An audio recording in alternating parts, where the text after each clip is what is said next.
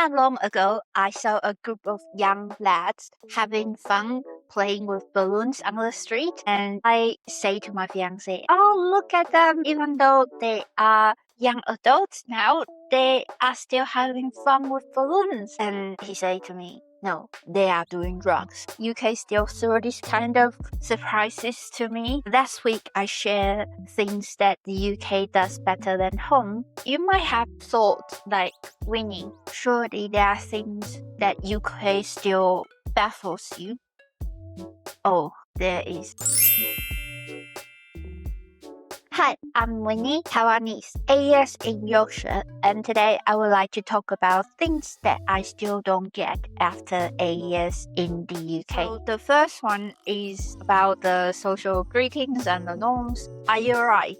Like, are you alright in the UK that people doesn't expect a serious response from you? When I first started working, like my colleagues passed me on the corridor and he's like, "Oh, Winnie, hi, are you alright?" And I'm like, "Yeah, fine. I didn't sleep very well, but well, I am overall fine. Yeah, thank you. Why are you asking?" I think he was pretty shocked about that. A lot of people, when they ask you, "Are you alright?" they are not expecting you to really seriously answer that, and they usually will expect you to say that, "Are you alright?" back. I'm still not very used to that.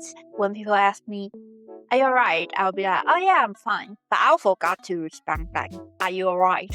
back to them. Yeah, some people will ignore what I say. Well, they will just say, "Are you alright?" and then start talking about what they actually want to talk to you about. And the other thing that I am still not very used to is the kisses at the end of the messages. Like, my girlfriends usually will text me something and they'll add that little kisses at the end. You know, like in Gossip Girl, like XOXO Gossip Girls. I do at XX. I do reply with XX now. If I'm the one sending messages back, if I'm the one sending messages first, I will always forget about it, and then I slowly respond with like XX, and I'm like, oh my god, I forgot about it again. I'm still not very used to it. It still feels awkward for me to send message back with XX, even though people send it first. I use a lot more emojis than others though, so I usually send emoji, and if I send emoji, I feel even more awkward to add XX at the end of it. And yeah, that is the first bit that I'm still not very used to.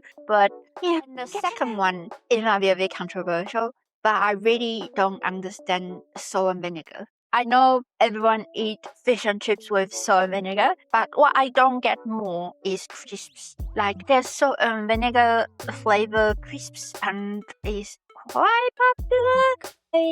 Yeah, I don't get it. And even prawn cocktail, when I first came here, I thought it will taste like prawns, but the prawn cocktail crisps still taste very like vinegary. Love for salt and vinegar and just vinegar in general in this country is insane. I still don't get it. If you love salt and vinegar, please, I'm sorry, but please tell me that what do you actually appreciate about it, and is there anything I do wrong? Do I have it with something else? How can you just eat salt and vinegar crisps? Nicely leads to the next one as well. Like, a lot of the food here is really like sauce heavy. I don't quite get why you got like garlic mayo with all the pizza orders as well, and people will order dips together with pizza. Pizza itself has cheese and it's already have a lot of things on it. Why would you need garlic mayo with it? I saw my fiance eat pizza and then make it into like a little cone shape and then dip it in the garlic mayo, and I was like, it's already really heavy. Don't get it. The only part that I can kind of understand now is the gravy and everything. At first I was like, oh, why it's already having its own taste, why you add gravy to everything? But I can understand gravy now.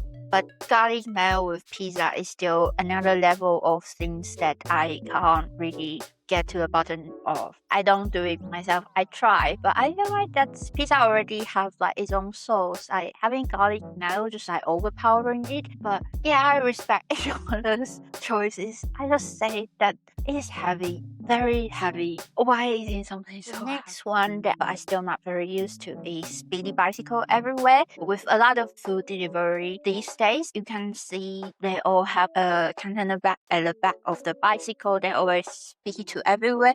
I kind of understand that why, but then I'm still not very used to it at all. Like, it's quite dangerous to speed so quickly. When I was driving with my instructor the other day, and like this was a guy that just riding bicycle quicker than my car in front of me, and I don't dare like speeding it up because I don't want to get too close. And then when you are walking along the canal, or sometimes they'll just like around you. That is so dangerous. I was always really like scared to get a hit and then fly off from like walking on the same lane as the Speedy bicycle. Or it's like even it will be more careful when people ride cars, when people drive, but when people is on the Speedy bicycle, somehow it just and a lot of them will have their like face masks on as well, just like although looks a bit scary. Talking about Speedy bicycle is some like scary teenagers here as well. Like they usually get together as one big group.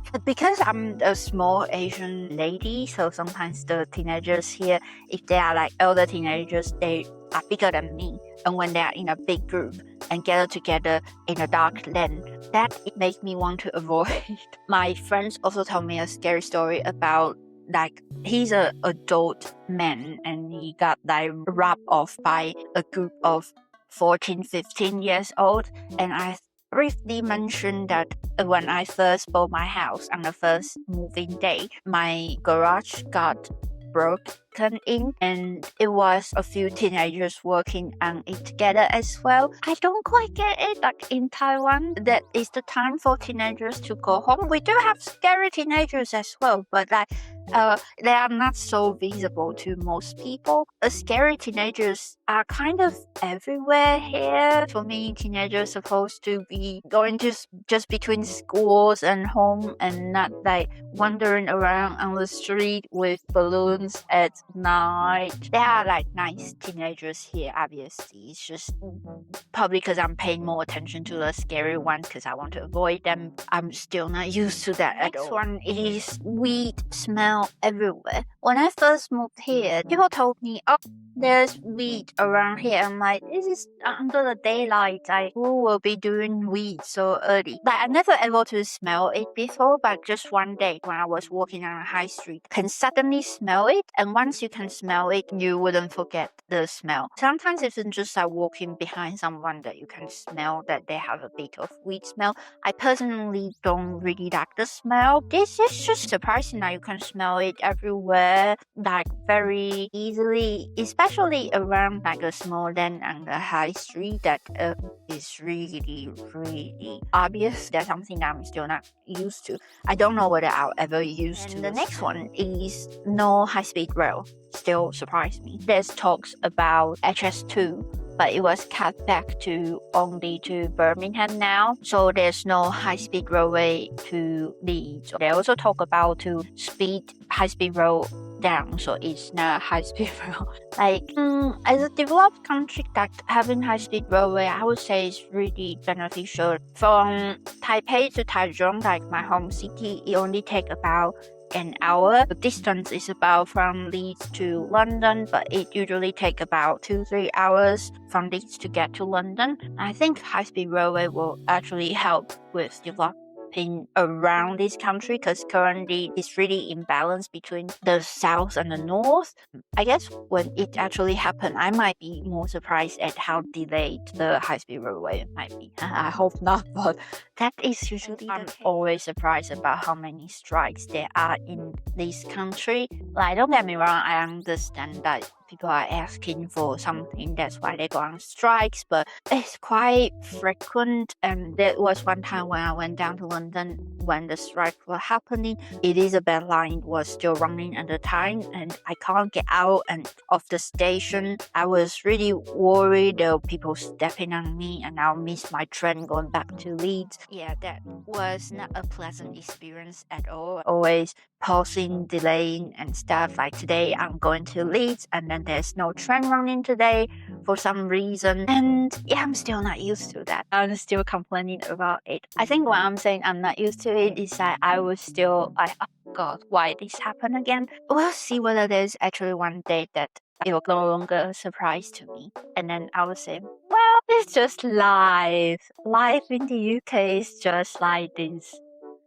Yeah, we'll see whether that day will come. That is all I would like to share for today. Next week, after knowing all this, I'm gonna talk about, well, would I still move to the UK today? Knowing the pros and cons and how it is. Please do make sure to come back for that video. If you like today's video, please give me a big thumbs up, subscribe to my channel, and share my video. And hopefully, I'll see you next time. Thank you for watching. Bye bye.